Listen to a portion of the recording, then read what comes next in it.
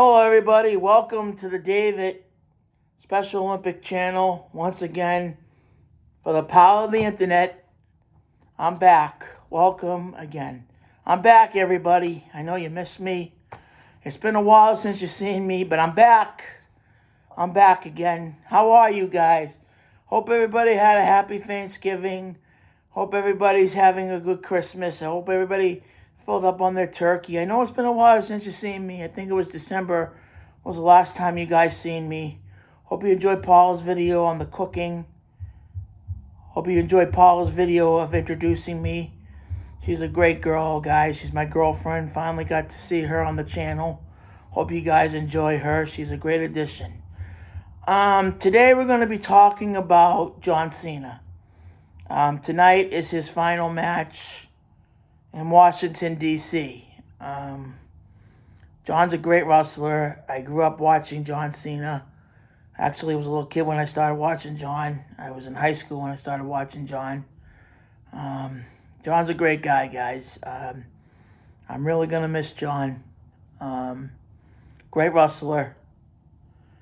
Great career. Great legacy. What a great champion. 17-time, well-deserved. Well-deserved wrestler. And this is his last night that we're going to see him one final time. What a great career. What a great legacy he is leaving behind.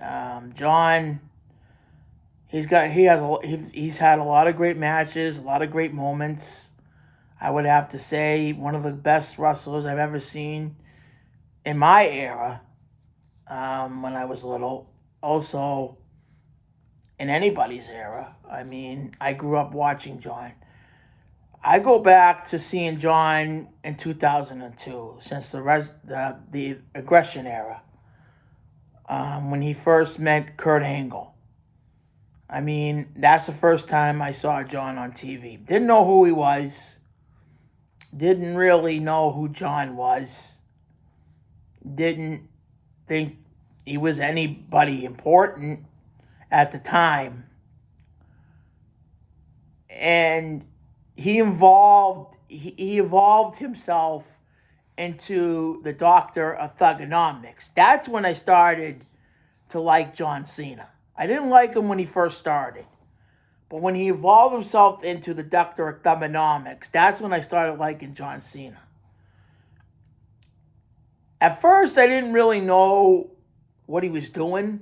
The rapping, I thought it was funny. I was laughing. But then I started seeing his matches with Brock Lesnar, The Undertaker. He was evolving very good, very quickly. And then he became a heel for a while, and then he turned into a babyface really quick when Heyman came on the scene to SmackDown. And then he beat the Big Show at WrestleMania 20 for the United States title. That's when he evolved into a babyface. He made the spinner title. A lot of people liked John right off the bat. He did the Doctor of Thugonomics. You think you're untouchable. I really liked John when he was the United States champion. The first time he won the belt. You know, he started a rivalry with Booker T, Carlito, all these things. In 2004, he started to evolve. And he was a great wrestler. Booker T, Carlito, all the greats. I mean, he fought Carlito, he fought Booker T. Then he meets JBL. The first time he won the WWE Championship. I was so proud of him. Because that's when he became hustle, loyalty, and respect. That's when he evolved into the John Cena we know today. He made it the spinner title. A lot of people didn't like that. They thought it was a toy. The belt was a toy. It looked like a toy in my book. I mean, Rock changed it to this later on, and later on we'll talk about that. But it looked like a toy, the spinner belt. I liked it. I thought it was a good belt. But that's what John turned it into, a spinner title. And then he fought JBL in one of the best matches I ever thought, Last Man Standing. It was a brutal match between him and JBL, one of the best. Then he was drafted to Raw. I think that's where he evolved. Mostly one of his greatest. I think when he went to Raw, that's when he evolved to one of the best superstars ever. His matches with Edge. One of the greatest rivalries I ever think. Him and Edge. Whoa. Those matches were head-on collisions, one of the best. The match, the match at the Royal Rumble, pretty good. The match at Unforgiven, the ladder match. The match at SummerSlam, where Edge hit his father. Everything. I mean, they collided at so many matches they had, so many moments. I mean, Edge speared him at Over the Edge. I mean, ECW One Night Stand. That led to a fight between them two. Then they fought at Unforgiven for the title. It was the best rivalry anybody has ever seen in WWE history. He evolved on Monday Night Raw. He became hustle, loyalty, and respect. He evolved on Monday Night Raw. He became one of the top superstars on Raw. Everybody tuned in to see John Cena. There wasn't anybody better than John Cena at that time. I mean, DX was doing their thing, but John Cena was the top guy. His matches with Triple H, his matches with Edge, all those matches, WrestleMania after WrestleMania. I mean, John was the top guy at that time. I mean, nobody could touch him. I mean, a lot of people got bored with John at some points, but John was the top guy at that time. Because WWE, don't forget, a long time ago, it isn't like it is now. A lot of people didn't have social media back then. You would watch Raw and SmackDown, and you would have to wait till next week. And Vince McMahon was doing the shows back then. So you would have to wait till next week to see what happened on Raw or SmackDown. So you would have to tune in next week to see what happened.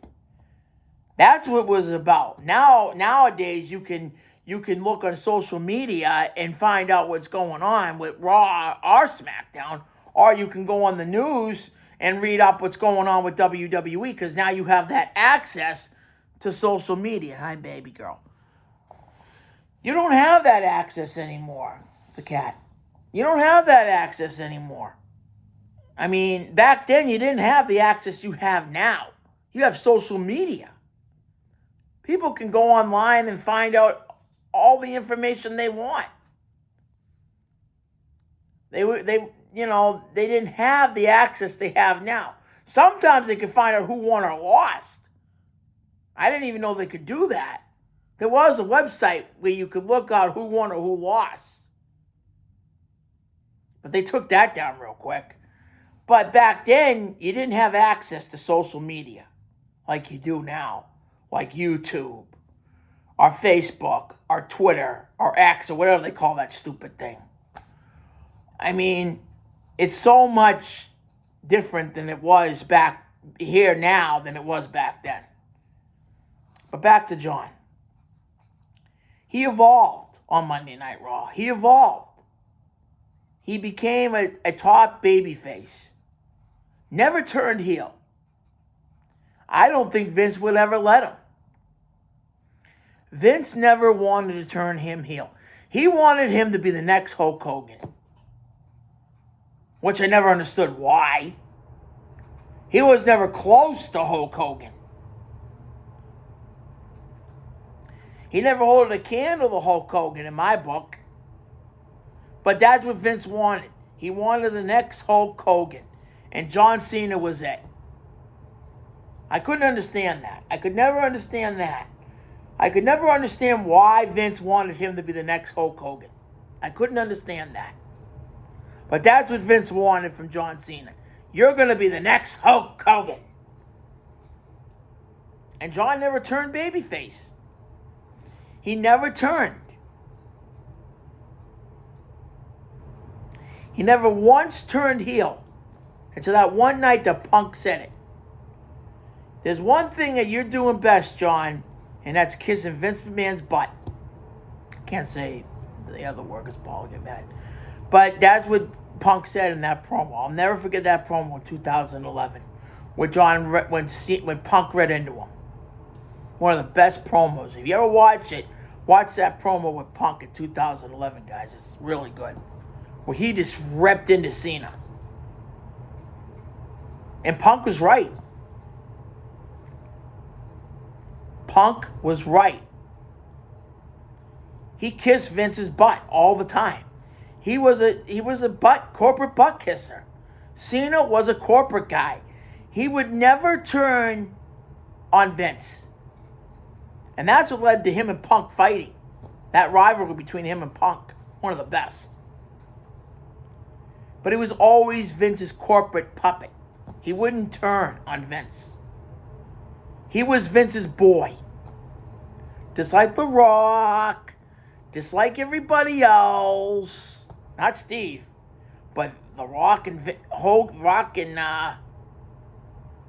Cena, they're corporate. They were corporate puppets. Even Triple H. Hate to say it, Paul, you were. But everybody was. Cena was the biggest one. Punk wasn't. Punk was rebellious. He didn't care what Vince said. And that's what led to the fight between him and John. You know?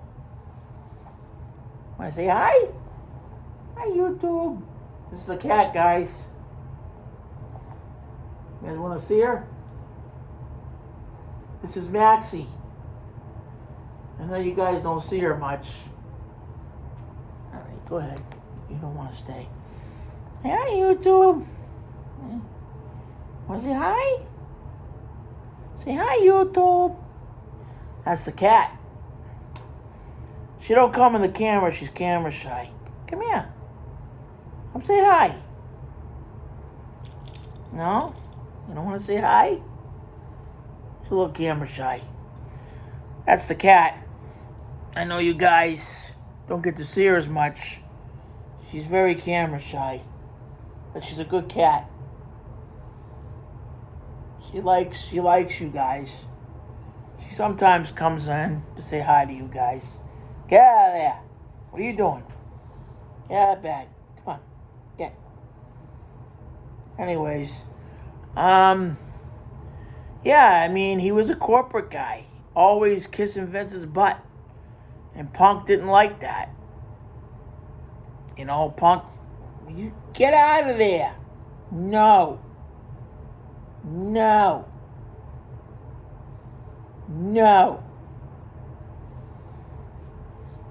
But, you know, he always kissed Vince's butt. You know? And Punk didn't like that. But all through Cena's career, he's had some great rivalries with a lot of great guys. Nexus. I mean, you go down the list of every guy he's beaten. There's a long list of it. There's so many wrestlers. Randy Orton. Wade Barrett. I mean, the list goes on and on and on. I mean, it's a legacy that will never be extinguished until tonight.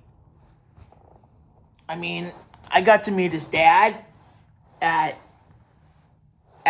Powerhouse. That was one of my greatest moments with my dad before he died. I got to meet John Cena's father. He was a good guy, by the way. I mean, that was an honor to meet his father. His father was proud of him. He said he was, you know. I mean, what dad wouldn't be proud of a guy that is a 17-time world champion? What guy wouldn't be? Of his son. That's John Cena. I get to meet Mr. Cena, his father. His father was a heel manager, and I'll get to that in a minute. But it was a great honor to meet him. And then going to Cena's matches at Worcester to see him fight Rusev in a cage match for the United States title with my dad. And then seeing him fighting Seth in a last man standing match. I mean, an I Quit match for the United States title. I mean, Cena had some great matches in Worcester. And then AJ Styles with Jason. I mean, I'm talking about all these. I'll tell you a story. His Make-A-Wish Foundation. Now, he's made a lot of wishes come true for a lot of kids. And that's one of his best things that he's ever done, is to make a wish. I've seen it. He's done a lot of things for kids. My church, my pastor, Pastor Mark, here in Marlboro, City Church.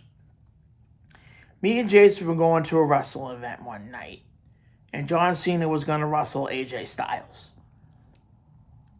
And the match was supposed to be John Cena versus AJ Styles. One of our parishioners, the kid had cancer, and he was fighting for his life. The kid is thankfully okay now. He's finally healthy. Thank God. But his wish was to meet his idol, John Cena. Well, he got his wish. My pastor, Pastor Mark, got in contact with WWE. They got the kid a limo. They got the kid there. And he got to meet his idol, John Cena. True story. I saw the video on social media. It was awesome. John gave him a belt. John gave him a shirt. John gave him a hat and everything. I mean, this guy has done so many things. He is truly a good person. You know? And that was one of the best things I ever seen from John. It was a Make-A-Wish for a kid. And me as a Special Olympics athlete, to see that meant a lot to me at the time. You know, John's a good guy. You know, he's done a lot for the Make-A-Wish Foundation. You know, people don't understand that about John. You know, you can say what you want about his heel run. You say what you want about him as a wrestler. You can say what you want about WWE, but they do a lot for the Special Olympics, and they do a lot for the Make-A-Wish kids. You can say all you want about WWE being a bad company, but they do a lot for these kids. And they make a lot of dreams come true for kids. And for the podcasters that say that they're bad, and they do this, they do that, and then they bury this guy. That, you know, some of these wrestlers do a lot for these kids. Special Olympics athletes like me and my girlfriend Paula. WWE is not a bad company. I don't think they are. I don't care about their storylines. I don't care about their writing. They entertain me. They entertain me. I could care less about their matches. They entertain me. And they entertain my girlfriend. And they entertain us worldwide. You don't like it, like he said, don't watch the damn product. You're right. You're right, Triple H. You don't like it, you don't watch it.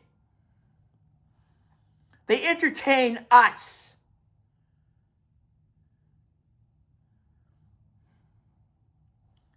And they do their damn best to make the best product they can for us. And that's the truth. That's what I want to say. And that's what John's done. That's what The Rock's done. And any wrestler that's ever come before him, Hogan or whoever. And Triple H, you're doing a good job, man. You're doing a good job, Paul Levesque. I don't give a damn what anybody says. I'm standing up for you, Paul.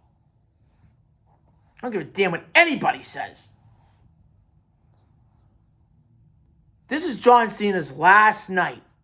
And people said he should open the show? He's the main event!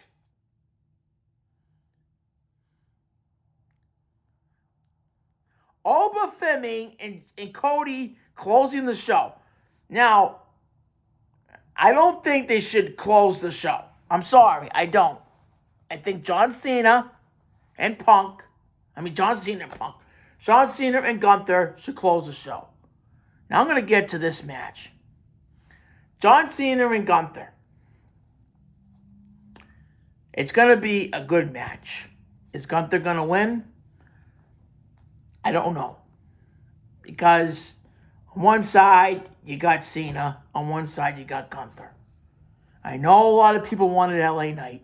I did too, guys, but it didn't happen. That's just the way the cookie crumbles. But Gunther is in it, so that we have to deal with it. I hope Gunther doesn't win. I want John to win, but if Gunther wins, this will be a feather in Gunther's cap. Because it's going to be a good thing for him, and it's going to push him higher to another title match. Possibly at WrestleMania against Punk. Or he might face Brock Lesnar. I don't know. But if Cena wins, Gunther will probably face Brock at this year's WrestleMania. If LA Knight interferes in this match, I'm going to be pissed. Because Cena should not go out that way. LA Knight should not be involved in this storyline. He has no business in it. He has no business to be involved in it. I don't understand why people are saying LA Knight should interfere. No, LA Knight should not be in this match. Keep him out. This is between Cena and Gunther. This is Cena's last match. You don't do that. I don't think LA Knight should be involved in this match. I don't. LA Knight should stay out of it.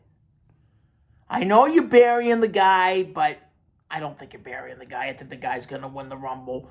I don't think he's going to win the Rumble. It's going to be Braun Breaker. I don't care what anybody says. But LA Knight should not be in this match. Okay? No. People are saying on social media, oh, LA Knight should be interfering. Why? Why? Why LA Knight? LA Knight has nothing to do with this match. He's irrelevant. He lost. He's irrelevant. He got eliminated in the finals. Gunther beat him. Gunther's the opponent. It's Cena and Gunther. It has nothing to do with LA Knight. LA Knight is not involved. He's gone. He got eliminated. He's not irrelevant to this match. And The Rock's not involved either. Rock is not involved in this either. No one is involved. There should be no interference. It should be a clean match. Whoever wins, wins. Gunther or Cena. Clean. Submission or 1, 2, 3 in the middle of the ring. That's it. That's it. It's over or it's not over. Cena wins or Gunther wins. Who cares if that's the way it goes.